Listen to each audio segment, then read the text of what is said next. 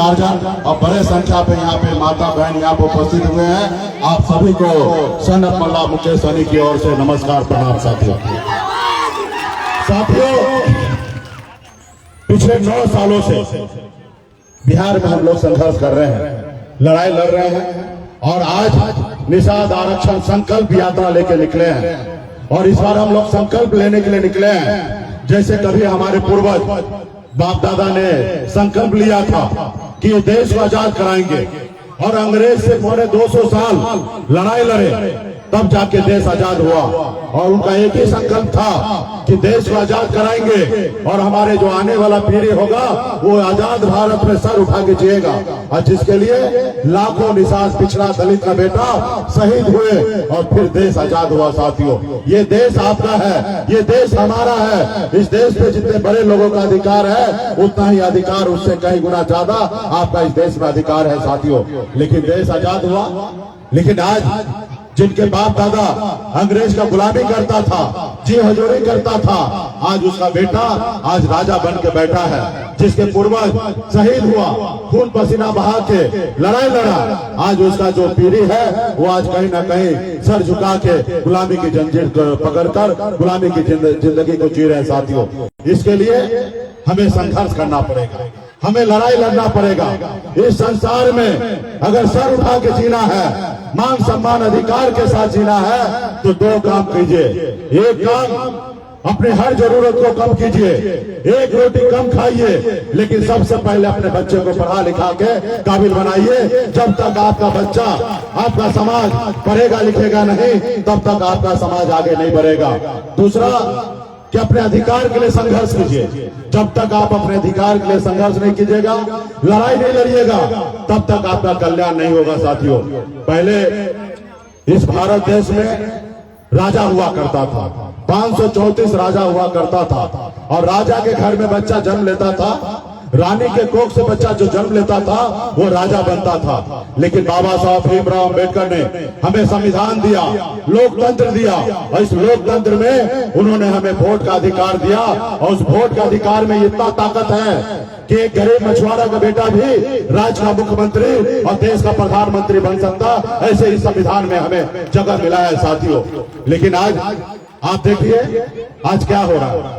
आज सबसे ज्यादा संख्या हमारे पास है, हम इस देश के मूल निवासी हैं, लेकिन आज हम गरीब हैं। अंग्रेज जब आए इस भारत में तो पहले जमीन का टुकड़ा गरीब मजदूर को, खास करके उनको दिया जो मेहनत करने वाले थे और जो किसान थे, उनको जमीन का टुकड़ा दिया गया। हमारे बाप दादा किसानी करते थे और उस समय में अंग्रेज को टैक्स दिया करते थे और जमीन का मालिक खास करके हिंदुस्तान में गरीब पिछड़ा आदिवासी दलित का लोग थे। लेकिन अंग्रेज जाने के बाद क्या हुआ, आज ये जमीन कहाँ चला गया? ये जमीन वो समझदार लोग जो अंग्रेज का गुलामी करता था उन्होंने अपने ऊपर लिखवा लिया, क्योंकि हमारा बाप दादा पढ़ा लिखा नहीं था, वो मूर्ख था, वो कुछ नहीं जानता था। उससे जहां हुआ एक बोतल शराब दे दिया और कोरा कागज पे साइन करा लिया और सारे संपत्ति उन्होंने कब्जा करने का काम किया। साथियों, इसके लिए जरूरी है अपने आने वाला पीढ़ी को समझदार बनाना और इसके लिए जब तक पढ़ाई लिखाई नहीं करेगा तब तक समाज नहीं आगे बढ़ेगा और उसके बाद संघर्ष करना है। आज मैं यहाँ तक पहुंचा हूँ, आप हमें अपना नेता मान रहे हैं, आप अपना भाई मान रहे हैं, आप हमें अपना बेटा मान रहे हैं। आपको जहां हम बुलाते हैं वहां बगैर सोचे समझे अपने खर्चा से, अपने संसाधन से आप वहां पे पहुंचते हैं। आज मैं यहाँ तक पहुंचा हूँ, इसके लिए मैंने भी संघर्ष किया है, ऐसे नहीं पहुंचा। आज 42 साल का उम्र हुआ मेरा और 42 साल में 24 साल से मैं संघर्ष कर रहा हूँ।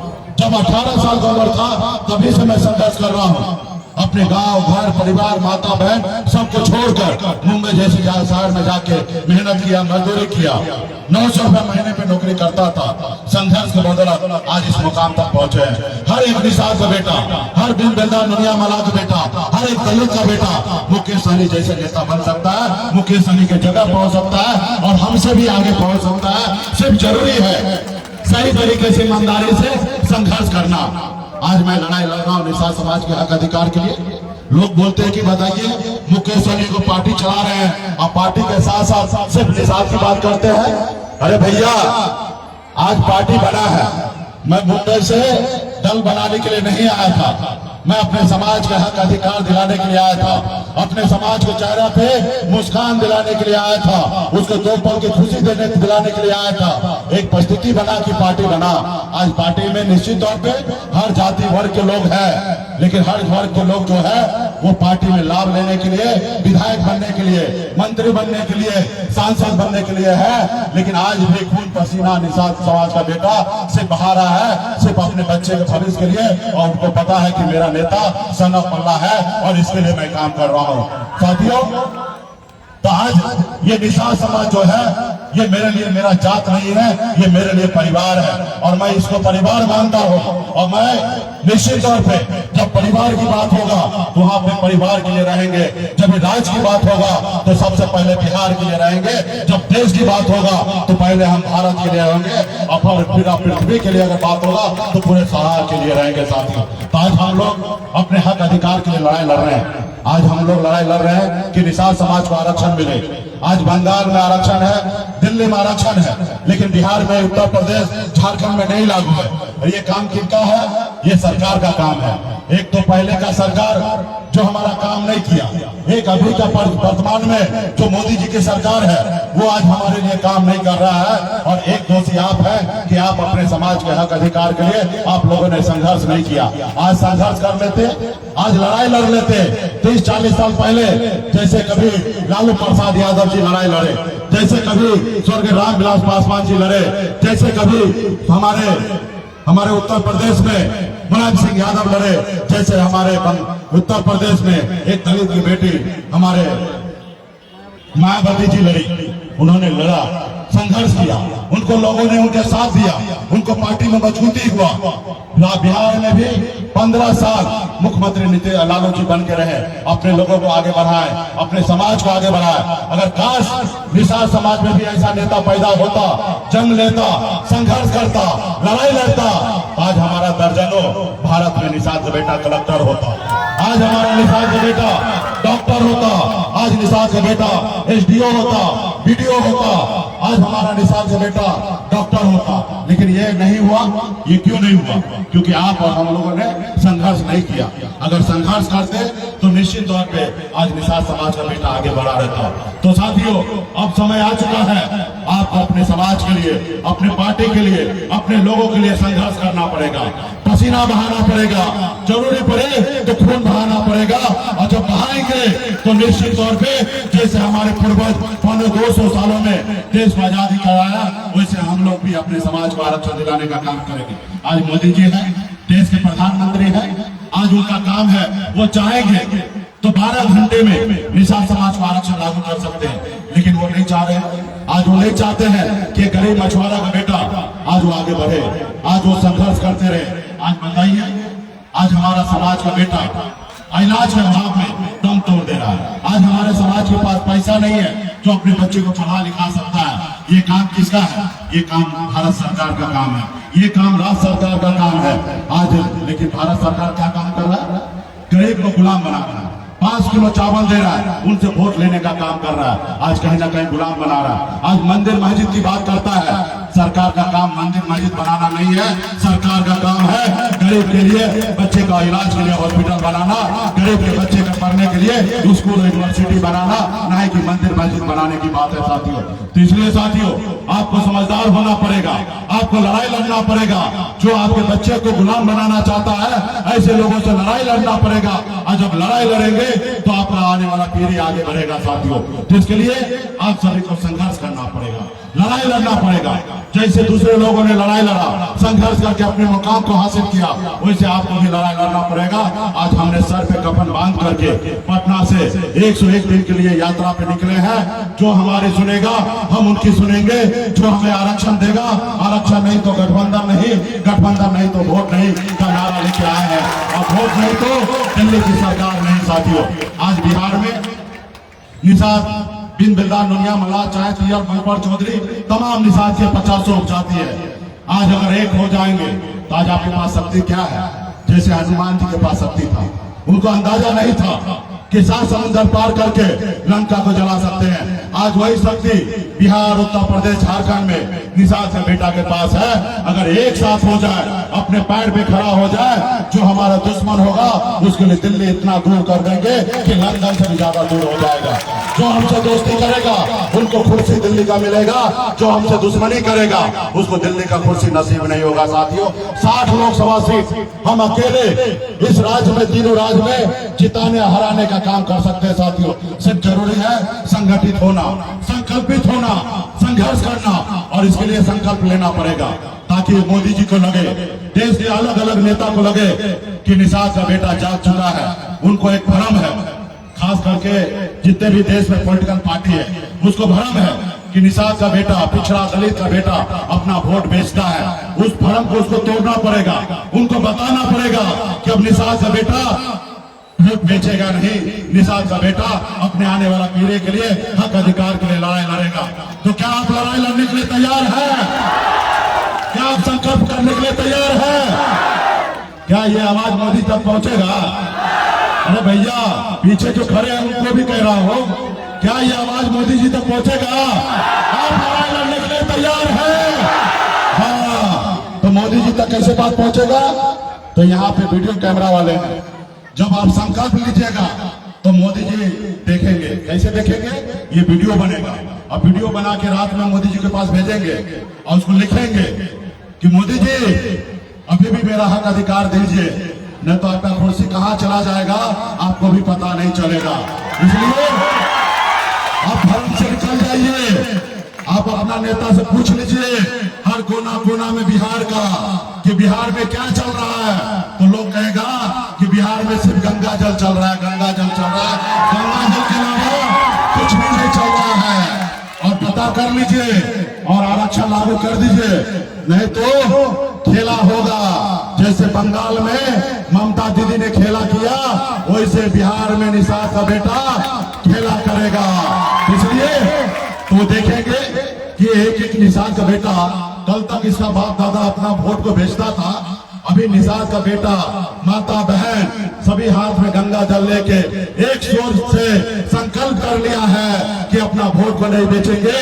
संकल्प कर लिया है कि एक रोटी कम खाएंगे लेकिन अपने बच्चों को पढ़ाएंगे लिखाएंगे। जब ये देखेंगे मोदी जी तब वो सोचेंगे और वो डरेंगे, और जब डरेंगे तो आपका आरक्षण का काम करेंगे। और जब आरक्षण होगा तो हर एक निषाद के घर पे खुशी आएगा, हर एक निषाद का बेटा डॉक्टर इंजीनियर बनने का सपना देखेगा, हर एक घर में निषाद का बेटा आगे बढ़ने का सपना देखेगा। इसलिए हम लोगों को 4, 6, 10 विधायक बनाना, 10 विधायक सांसद बनाना ये लक्ष्य कभी नहीं था, ना है और ना कभी आगे रहेगा। हमारा लक्ष्य एक ही है कि निषाद को आरक्षण दिलाना। आरक्षण नहीं देंगे, उनसे आखिरी सांस तक हम लड़ाई लड़ते रहेंगे, संघर्ष करेंगे। क्या होगा? लड़ेंगे, गिरेंगे, फिर उठेंगे, फिर लड़ेंगे, फिर गिरेंगे, फिर उठेंगे, फिर लड़ेंगे, और लड़ते लड़ते एक दिन हार को भी शर्मिंदा होना पड़ेगा और एक ना एक दिन हमें जीत दिलाएगा। साथियों, हम लड़ेंगे। आज क्या हुआ? आज लोगों ने सोचा कि गरीब पिछड़ा का बेटा कल तक गुलाम था, आज सरकार में मंत्री बन गया है, ऑर्डर दे रहा है, आज इसको रोको। नहीं रोकोगे तो ये समाज आगे बढ़ जाएगा, इसको रोको, इस समाज को रोको। लेकिन मोदी जी, आप हमारे विधायक को ले लिए, क्या हम रुके? आप हमें मंत्रिमंडल से बाहर किए, क्या हम निषाद रुकने वाले हैं? हम वो निषाद हैं जो रामचंद्र जी को नाव से पार लगाने वाले हैं। हमारे पूर्वज एक रब है, फूलन देवी जी है, वीरांगना फूलन देवी, अमर शहीद सुभाषानी के हम वंशज हैं। हम कभी किसी से गद्दारी नहीं करते हैं, और जब जो हमसे गद्दारी करता है, समय आने पे उनको हम अपनी औकात दिखा देते हैं कि उनकी औकात क्या है। और बिहार में आपने देखा, ओछा में चुनाव हुआ, सबका औकात पता चल गया, किसका कितना औकात है। पुराने में चुनाव हुआ, हर नेता का पता चल गया किसका कितना औकात किसका है, और मेरा भी मुझे पता चल गया। आज बिहार में एक एक कोना में निषाद का बेटा सिर्फ पसीना बहाने के लिए नहीं है, खून बहाने के लिए तैयार है, और माता बहन भी अपने बच्चे के भविष्य के लिए लड़ने के लिए तैयार है। क्या आप लोग लड़ने के लिए तैयार है ना? हाँ, मोदी जी के इधर कैमरा दिखाइए भाई, तब ना जाएगा, तो पता चलेगा कि जब एक वीरांगना फूलन देवी से उत्तर प्रदेश में चंबल से लेकर पूरा प्रदेश डरता था, और यहाँ पे तो हजारों हजार माता बहन खड़ा है, हर एक माता बहन फूलन देवी का रूप है। एक रूप श्रृंगार के साथ खड़ा होने के लिए तैयार है, तो आप लोग संकल्प लेना पड़ेगा। आप सबके पास एक दवा आया होगा, गंगा जल है नाम का, जिससे सब लोग पवित्र होता है। और पंडित जी अक्सर हम लोगों को जब शुद्ध करते हैं तो गंगा जल देते हैं, और हम भी पंडित जी बन के आए हैं आपके बीच में। अभी आप लोग गंगा जल निकालिए और ढक्कन को खोलिए, ढक्कन को खोलिए और हाथ में ऐसे लीजिए, चूरू में जैसे चूरू होता ना, ऐसे लीजिए। और जब हाथ में लीजिएगा तो शुद्ध होइएगा, और ऐसे हाथ कीजिए ताकि कैमरा में बढ़िया से रिकॉर्ड हो। जो यहाँ पे निषाद का बेटा होंगे, जो निषाद की माता बहन होंगे, सब लोग संकल्प करेंगे। और जो निषाद नहीं होंगे तो मुझे तो कोई फर्क नहीं पड़ता है, तो जो निषाद है वो हाथ में गंगा जल लीजिए, सब जल्दी जल्दी लेने का काम कीजिए और एक दूसरे को देने का काम कीजिए। और वीडियो वाला मीडिया भाई इसको कैप्चर कीजिएगा और बिहार को बताइएगा कि अब निषाद का बेटा वोट बिकेगा नहीं। और जैसे जैसे हम पढ़ रहे हैं आप लोग भी संकल्प पत्र पढ़िए। मैं बाबा केवल महाराज, भगवान वेद व्यास, प्रभु श्री राम, भगवान गोराज निषाद, बाबा अमर सिंह, बाबा काशी, बाबा जय सिंह महाराज, बाबा कारिक महाराज, बाबा कोयला, माता कमला, अमर सही चुपासानी,